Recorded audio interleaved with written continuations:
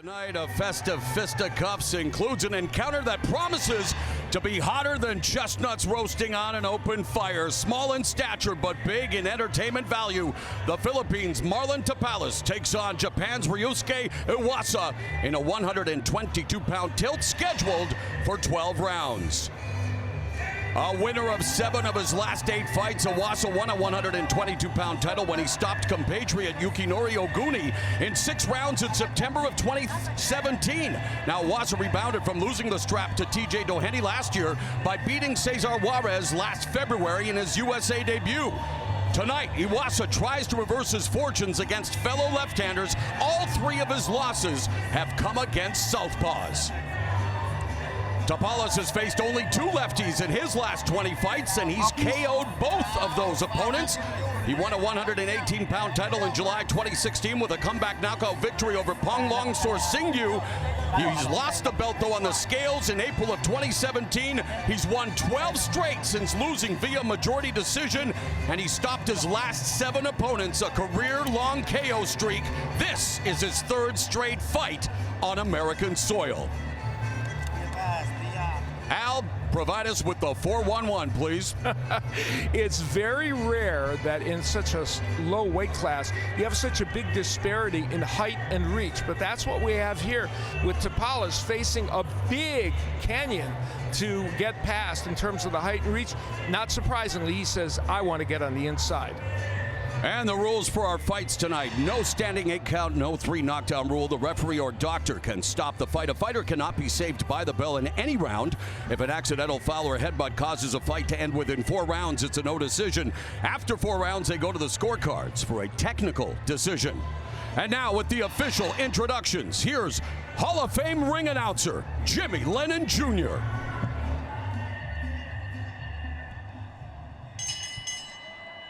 Ladies and gentlemen, a very good evening to you, and we welcome you to Barclays Center here in Brooklyn, New York, as Premier Boxing Champions presents a big night of action, and it's all brought to you by Lions Only Promotions, TGB Promotions, and Showtime. We're sponsored by MGM Resorts and Brooklyn Boxing, and this bout in the ring is sanctioned by the IBF President Darrell Peoples, Supervisor Randy Newman. Introducing our 3 judges, scoring from ringside, from Connecticut, Frank Lombardi, from New York, Robin Taylor, and from New Jersey, Steve Weisfeld. Introducing our 3rd man to the ring, the referee in charge of the action, we have Shada Murdaugh. All right, fans, here we go. 12 rounds of boxing for the interim IBF Junior Featherweight World Championship. Introducing you first on my left, fighting out of the red corner, wearing white trunks with green and blue trim, joining us from Kashiwa, Chiba, Japan. He weighed in at 121.5 pounds. His record stands at 26 wins, 3 losses, with 16 wins coming by way of knockout. He is currently ranked the #1 contender. Please welcome the former IBF Junior Featherweight Champion of the World, introducing Ryosuke Iwasa. And his opponent across the ring on my right, fighting out of the blue corner, wearing black and gold animal print trunks, hailing from Capatagan, Lanao del Norte in the Philippines. He weighed in the same as his opponent, 121.5 pounds. His record stands at 33 wins, 2 losses, with 16 wins coming by way of knockout. Currently ranked the IBF #3 contender. Please welcome the former WBO Bantamweight Champion of the World, introducing Marlon Nightmare Tapales. Once again, a referee in charge. He's now ready to give instructions, Shada Murdaugh. Okay, the trunks are good. Trunks are good. Everything right here is all good. Anything right here is all good. As a reminder, obey the commands at all times. Protect yourselves at all times. When I call for the break, give me the clean break. Touch them up. Let's go. All right, here we go. Barclays Center kicking off the month of December. Happy holidays to everyone joining us for this triple header. And we promise we're getting things started off with a bang. Two Spitfires about to square off at 122 pounds.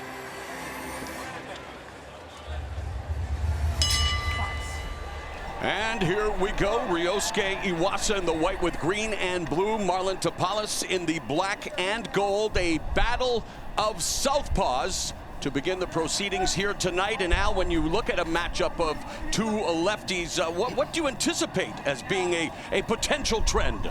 Yeah, I think that's an interesting question because you don't see lefties all the time.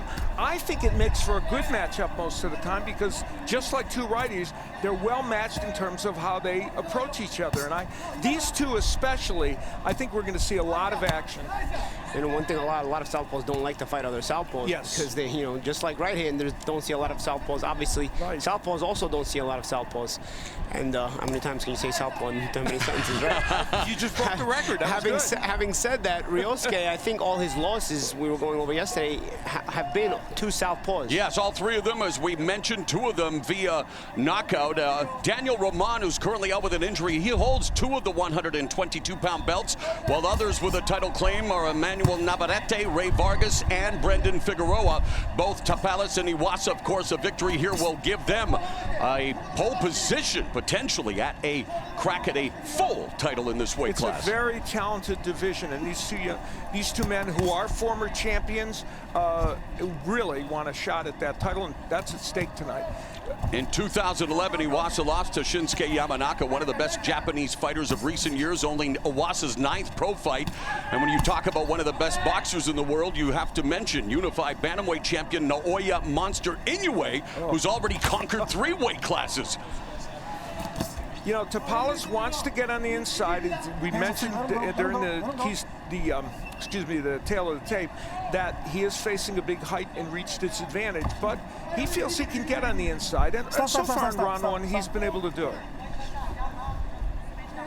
They've just turned on the pilot light. They're waiting for the water to begin to come to a boil. Paulie, very much a getting to know you round here in the final minute of our first frame, scheduled for 12.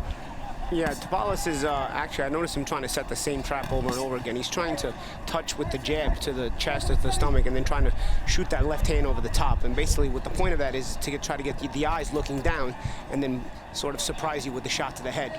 We'll see if he keeps trying and if he's able to have success. It's not a bad thing to try against a taller guy. Yeah, the squat, hard-hitting Filipino, long, multi-dimensional Iwasa. He has a 6.5-inch reach over Tapales and looking to take advantage of that throughout this fight. But here in round one, Tapales and Iwasa beginning to collect information, and we will see what they have in store for us in round number 2.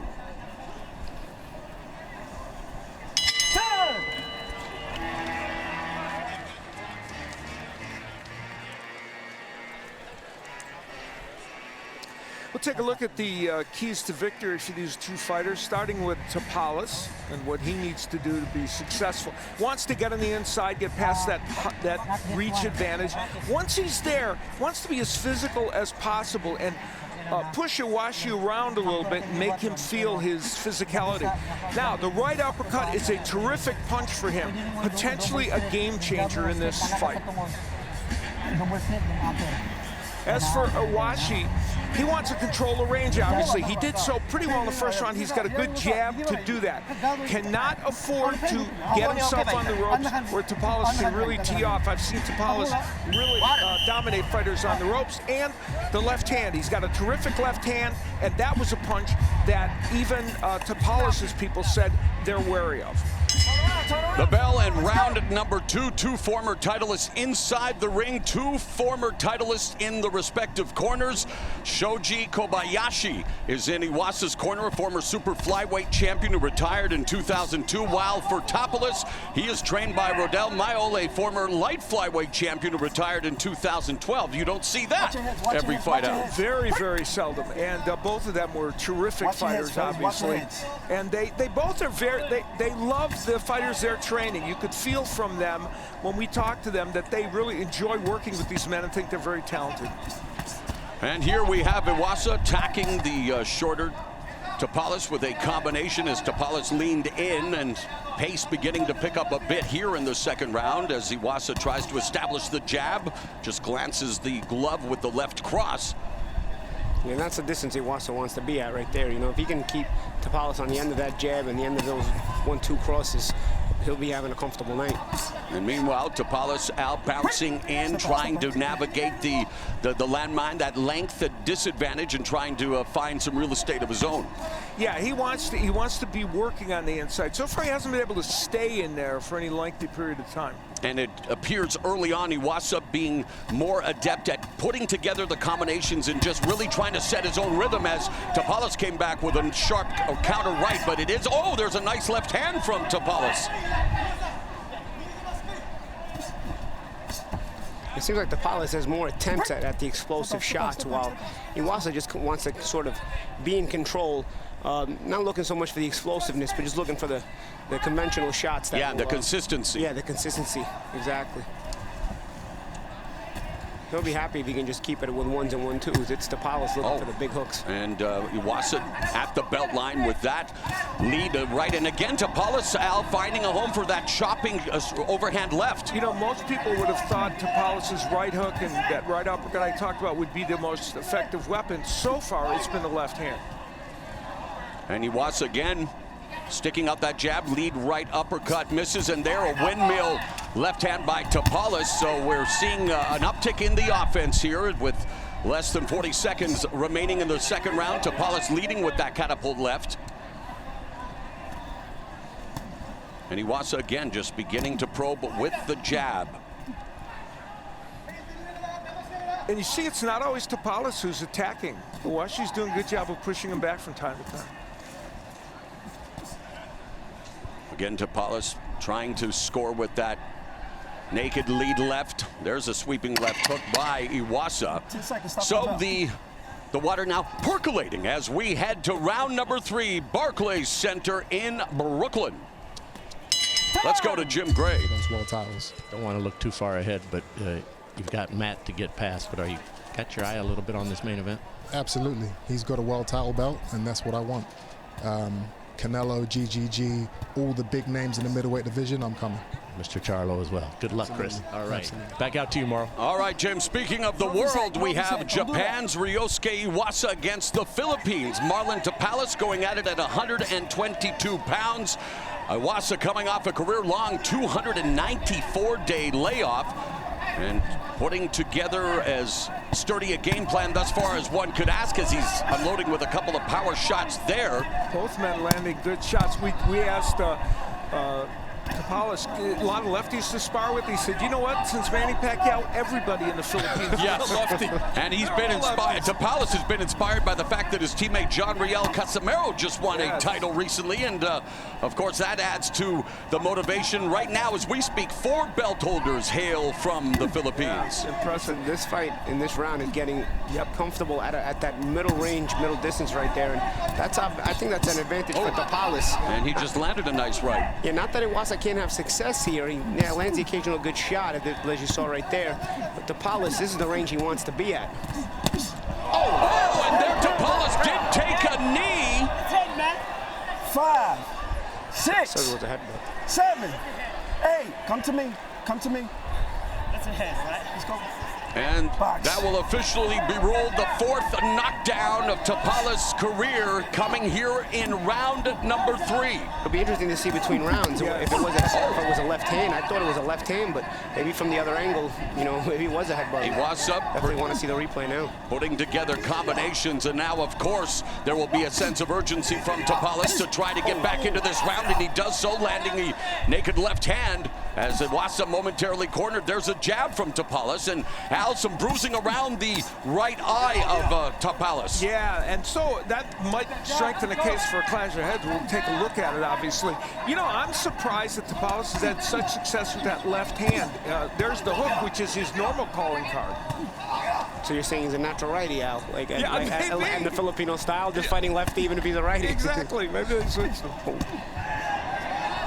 a lot of big shots being thrown by both guys here. Yes. And at this range, you know, you might even see some more knockdowns in this fight. Yeah, I agree. Power shots at a consistent middle range where these guys are starting to fight consistently. If you followed Tapales' career, you will never dismiss his chances completely until the final bell sounds and the scorecards are read. As he is, of course, even when he won the title, coming back in dramatic fashion, was down twice, came back to knock out or Sing you. So we are just getting warmed up here, going to round number 4. And you can see how you make the point, Marlon. He's always looking for a big shot. So we'll take a look in a moment, and we'll be able to get a chance to see whether there was, in fact, a clash of heads. Now, here we're getting ready for what was called a knockdown. And there is going to be a left hand, but the clash. no, it was the clash of heads that really caused it. And, of course, there goes the knee, which denotes him being down. That was not a perfect angle for the referee, but there's no question it was Shada Murdaugh was on the other side of it. You see the referee on the other side, Shada Murdaugh, so he's not going to be able to see this clearly because he's on the other side. And you know what's crazy? You see from the opposite sides, you see Iwasa's left hand going. So you assume if you're on the opposite side that maybe it landed on the head and caused the knockdown. So rough. But in fact, a rough break.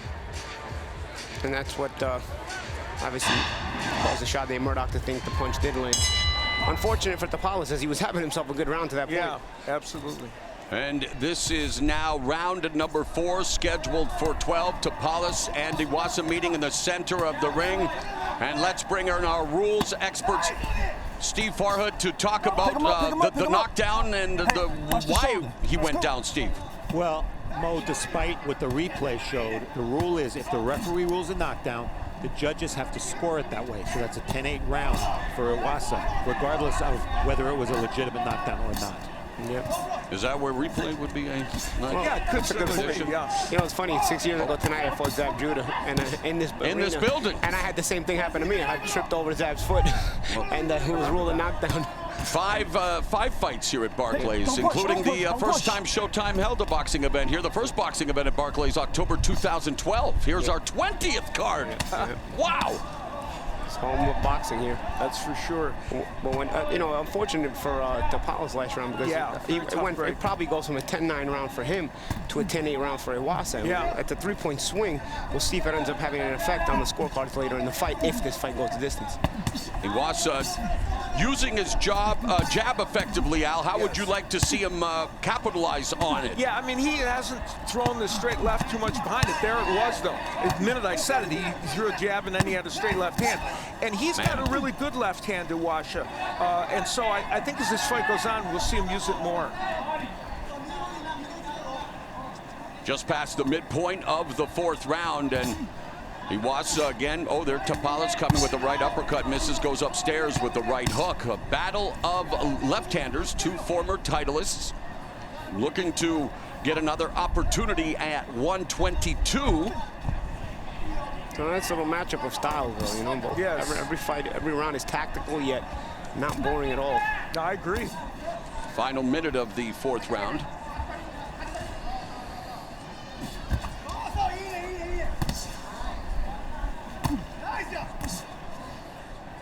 Iwasa, a former 118-pound belt holder. Tapales, a 122-pounder. Oh, and there's the combination that lands for Iwasa. Final 30 seconds of the 4th.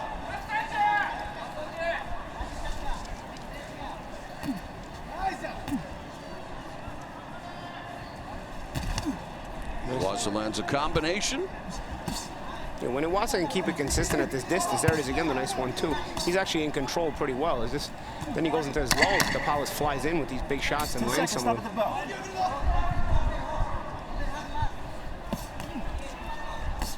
Sweeping right hook by Iwasa, and we go back to Jim Gray. So that's why I'm just looking forward. All right, Matt, best of luck. We'll talk to you afterwards. Thank you. Bye. All right, Moro, back out to you. All right, Jim, this is round 5, scheduled for 12 in the 122-pound division. Ryosuke Iwasa of Japan, the Philippines Marlon Tapales, and they meet in the center of the ring again. Tapales trying to create some angles. Oh, goes downstairs with the left hand. But Iwasa stood very stoically in front of him, Al, trying to just keep it fundamental with the 1-2s and especially using the jab. Yeah, that's what he wants. You know, these two men, of the two, Iwasa's probably fought tougher competition. He's been in with 4 former, current, or future world champions when he fought them. And he's only 1-3 against them, but in general, he's fought a little tougher competition than Tapales. We'll see if that has an impact as this fight wears on. Right hook to the body by Tapales on the exit. And Paulie, talk about what you've seen through 4 rounds and what has opened your eyes when it comes to both Iwasa and Tapales thus far. Well, Tapales seems to be looking for the big shot consistently, you know, and obviously his history in the ring shows that it's brought him success. As you said earlier, you never count him out of a fight. If Iwasa, though, can have better understanding of the distance he needs to be at, he can make this fight a lot easier, you know, because when he keeps it at long range and he keeps Tapales on the end of those jabs and left crosses, he eliminates the ability for Tapales to be effective. See, somebody here at this range, yes, he can be effective. Yes, he can land good shots, but he's also giving Tapales the opportunities to land his big shots and get off his big shots. And you kind of don't want that. You know, why not make it simpler and understand your range and force Tapales to be out of his range? I want to see if he makes that adjustment. Yeah, Tapales, when it comes to body shots, has a big edge over Iwasa, and of course that would be what you would expect, Al, in terms of his strategy, trying to get to the inside. Work that body. Nice lead right uppercut by Tapales and a left hand. Yeah, he's been able to fight, as Paulie said before, at mid-range as well and do well. So, nice left hand. These two fighters, each one is getting some things done, but Tapales starting to land power. Yeah, Tapales getting creative with his angles, just firing power shots from everywhere. Tapales has the hurtful intentions, almost like in every shot he's thrown. And he has a hematoma that's growing on the side of his face, the right side of his face. Yeah, that goes to show you how the intensity of that headbutt and the impact, how much of an impact it had. It dropped him and it caused that hematoma. Final half minute of the 5th round. Steady pace here between Iwasa and Tapales. Tapales again bobbing and weaving and launching that left hand. This has been by far Tapales' best round in this fight, and I think it's a round so far anyways, winning convincingly. Well, almost done. 10 seconds, stop with the ball. Step out, let him out, let him out, let him out, let him out.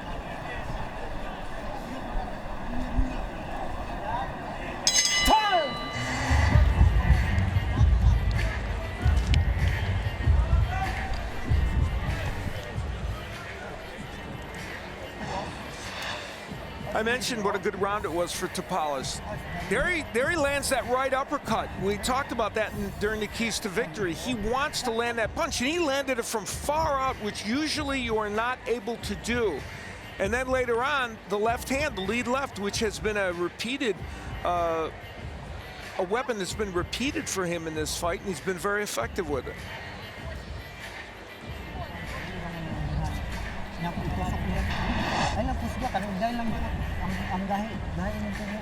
Hello. Okay? Hello. So ayaw yan sa ito, itaas mo. Ha? Okay? Anak, mahuwag niya po na. Ayaw ko piyansa yun ha. Mawala na lang. Ayaw na sige ogenhan. Patay na. This is round number 6. Ryosuke Iwasa, Marlon Tapales at 122 pounds, and Tapales, the majority, large majority, almost 90% of the punches he lands in a round are power punches. Really, both these fighters are kind of in that category, and they don't. And tonight, you know, Iwasa especially has been using that jab. He's not landing it as much, but he's using it a lot.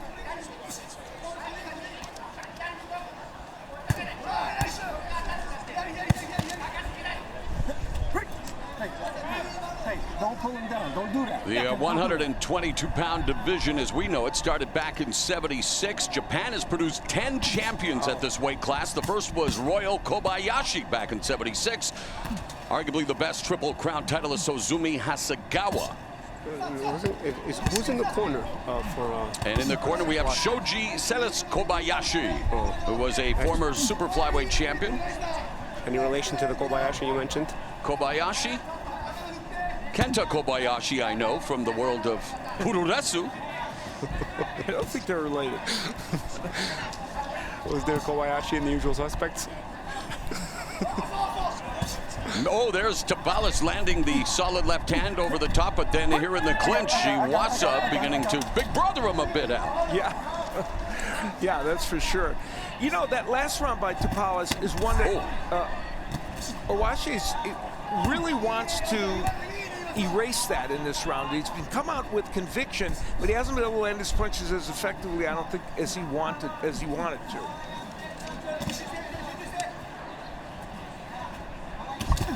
1-2 combination lands for Iwasa, then goes downstairs with a right hook, lead left uppercut. So Iwasa putting together his combinations, but Tapales again firing back. And when it comes to Tapales, he dismisses the jab, as we've talked about, and Al, you also mentioned, both fighters, majority of the shots they land, high percentage of power shots. But Iwasa does have the more proficient jab with that lengthy reach advantage. Yeah, he's used it a lot more in this fight, Iwasa. Yeah, Iwasa, I feel like he's using the jab to set things up, to disrupt Tapales. I think Tapales, sometimes you set it up to the chest to throw a left hand to the head, but otherwise, I don't even think he knows why he's throwing the jab sometimes. He's looking for these big, otherwise he's looking to throw, waiting for the next hook and big left hand to throw. Tapales launches that left hand. It is like a catapult out. Yeah, no, it's true. 10 seconds, stop at the bell. All right, we are at the midpoint of this 122-pound attraction, and Tapales rolled that right hook well. Time!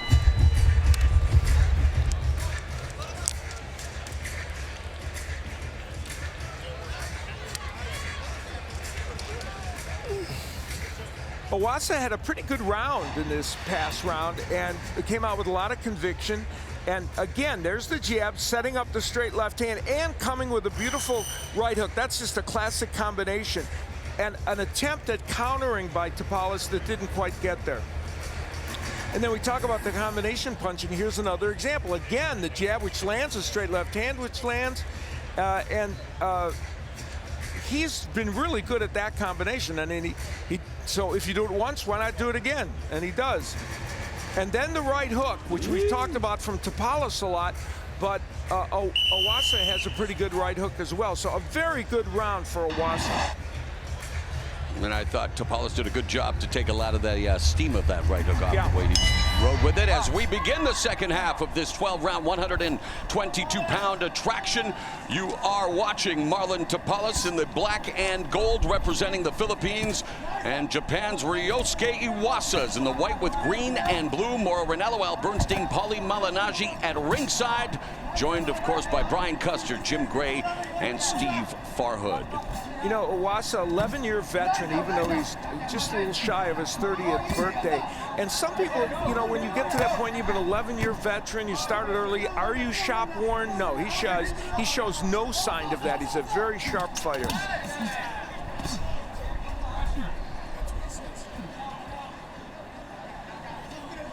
All right, it's time to check in with our unofficial scorer, Steve Farhood. How do you have it at the halfway point? Mo, I have Iwasa at 58-55, yet I think this is just about an even fight. So how could it be even while we go back to that third round where Iwasa gets a 10-8 round for the knockdown? That was really a butt. No replay in New York. Referee, commission, judges didn't see it the way we did with the benefit of replay. So 58-55 Iwasa at this point. All right, Steve, thank you very much. As Tapales momentarily jolted Iwasa with that right hand. And the deficit on Steve's scorecard is 3 points, which is exactly the change in points that knockdown would cause, because it goes from the 10-9 round for Tapales to a 10-8 round for Iwasa. Yep, absolutely, well put. There again, the lead left hand just grazing Iwasa.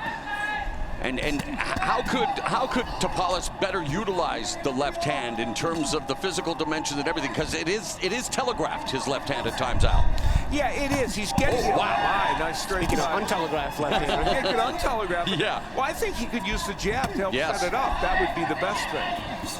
And he goes to the body with the left, Paulie. I agree with Al. You know, he can use the jab in several different ways to set it up. Like I said, the only time he's using the jab to set it up is once in a while you'll see him throw that jab to the chest and then try to use it to loop the left hand over the top.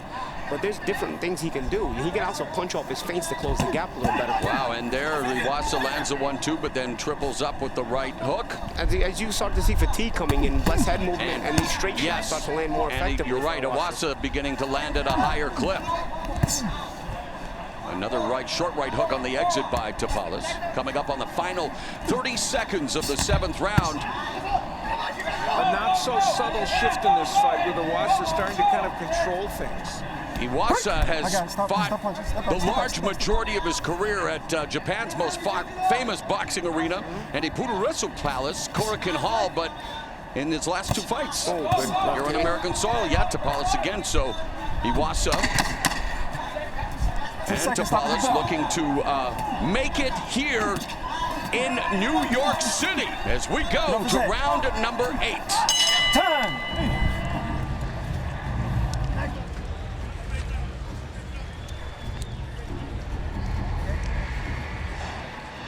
Iwasa has thrown lots of good combinations, and he uses the lead left hand, but then not content to stop there. Throws the right hook, which was partially blocked, but still kind of an effective weapon on his part.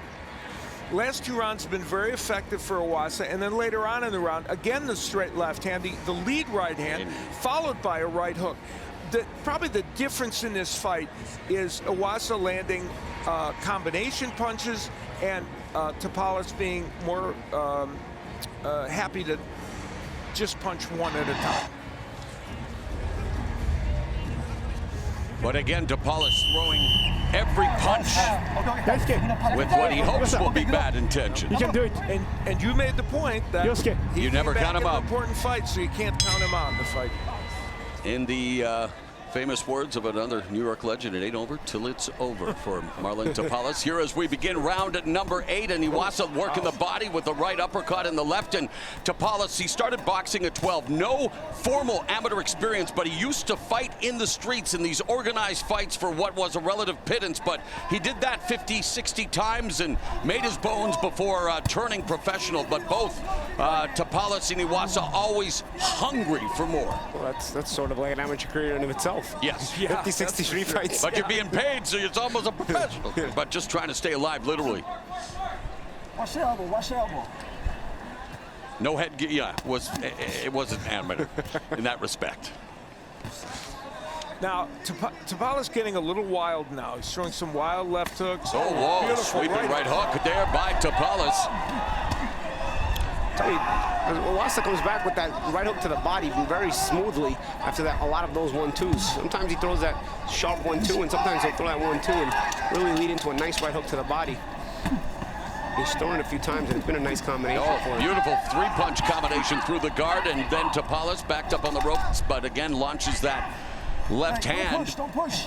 This fight being contested at 122, and Iwasa backing up Tapales. Yeah, look at me, the bully. He mushed him in the face with his glove right before that, and then he walked up to him, hit him with a combination. Another left hook to the body by Iwasa. Trying to win the psychological battle here by walking his man down and being the bully. And the big thing here, I think, is Iwasa's jab has been spectacular in setting these punches up. Al, the fundamentals are key for the long term. You know, short term, yes, the explosiveness of Tapales. Oh, nice sweeping right hook by Tapales, who again has no quit in his vocabulary, but he is getting lit up like a Christmas tree by Iwasa.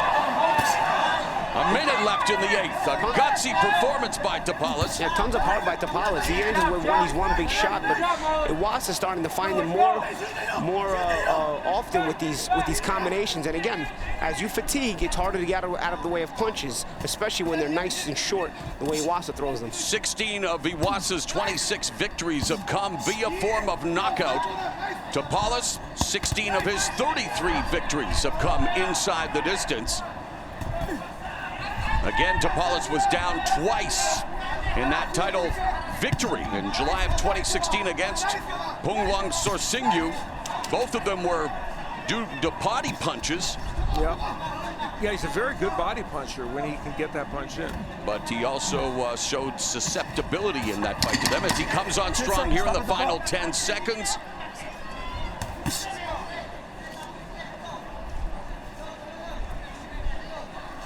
Time.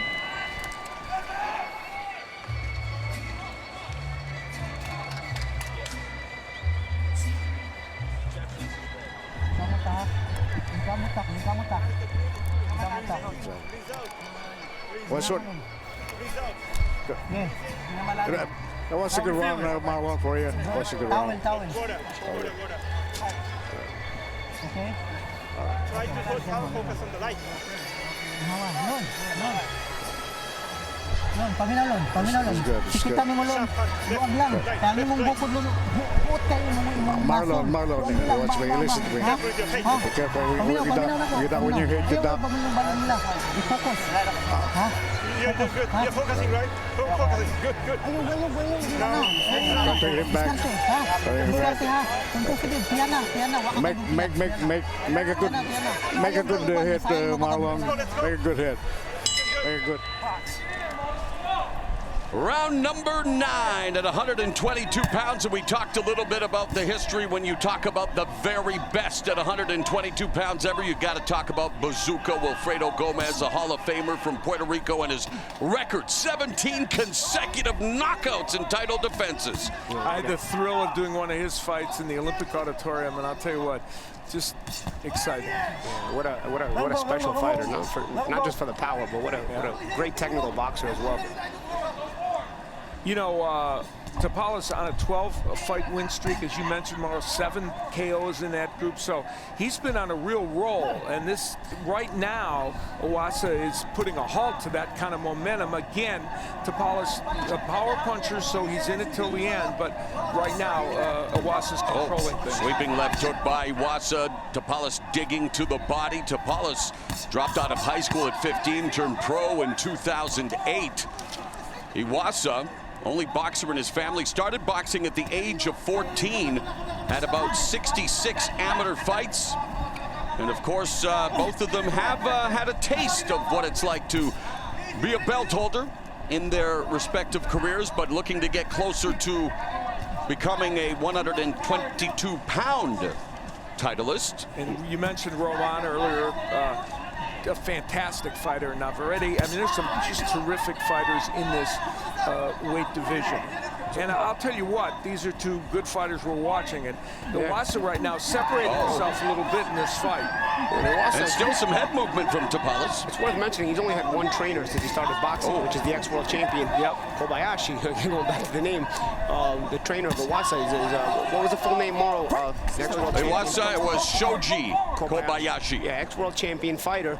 And he's the one that started Iwasa boxing from the very beginning at 14 years old. So it's the only trainer he's ever had. He literally created him from the start. Under a minute left here in the 9th, and Tapales again trying to come up with a way to get past the length of Iwasa, tries to find the angles, but it's just short in every way, shape, and form now. Yeah, he's not, you know, he's having a hard time now dealing with the height and reach. You know, we talked about how he might negate that.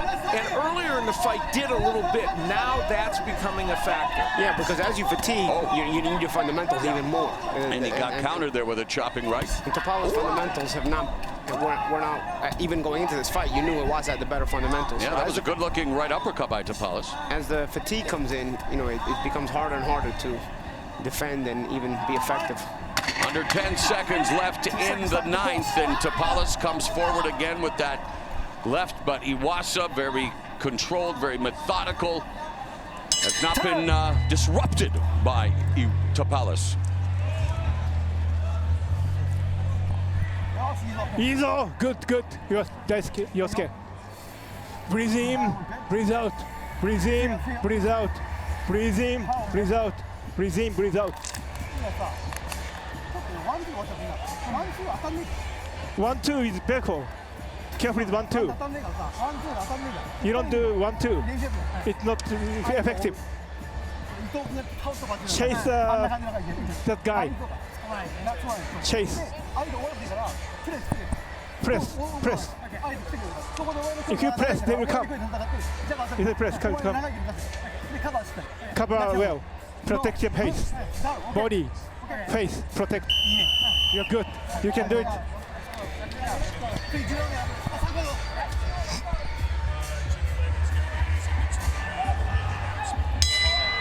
Bell, and round number 10, Marlon Tapales has 2 11th round knockouts, while Iwasa has no stoppages past the 7th thus far in his career. And to further talk about the later rounds, Iwasa is 2-1 in 12-round fights, and Tapales is 3-1 in 12-rounders. But right now, Tapales, in terms of winning a decision, is looking a little shaky.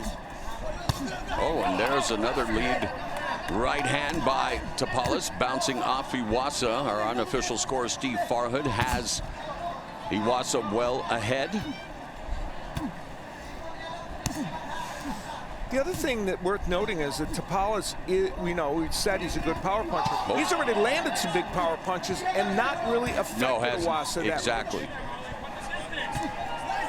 There's a little swelling under the left eye of Iwasa, but you're right, has not bothered him, has not forced him to really make any kinds of adjustments.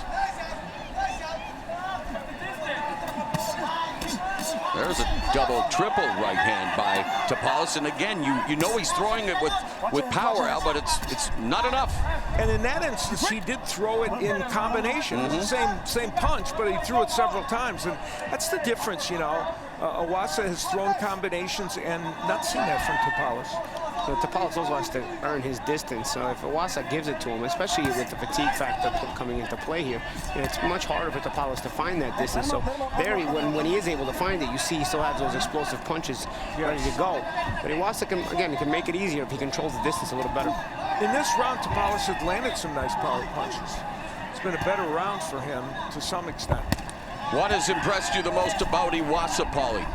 Just his consistency and his fundamental boxing. You know, he's stayed on the course. You know, despite some rough moments, some good shots landed by Tapales. Tapales can be awkward, and he can kind of deter you at times with his movement, his punches from these crazy angles that he throws them at, and even when they land. But Iwasa has been undeterred. You know, he's stayed with the fundamentals, not tried anything outside of himself. Simple combinations, simple boxing, and you know, he's been able to take control of this fight.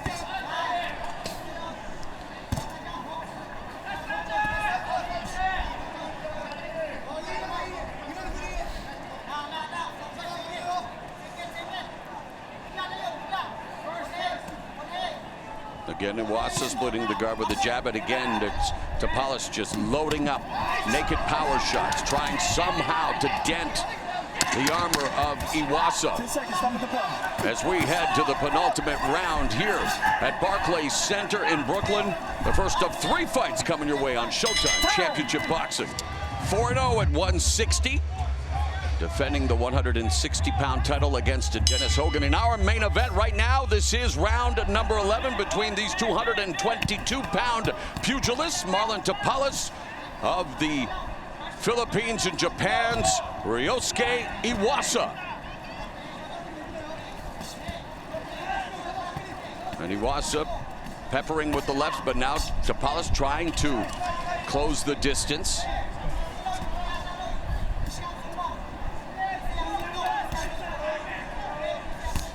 And Iwasa's only been down once before in a fight that I witnessed on hand for him fighting Lee Haskins, British fighter, and he was knocked down in that one, ended up losing, being stopped.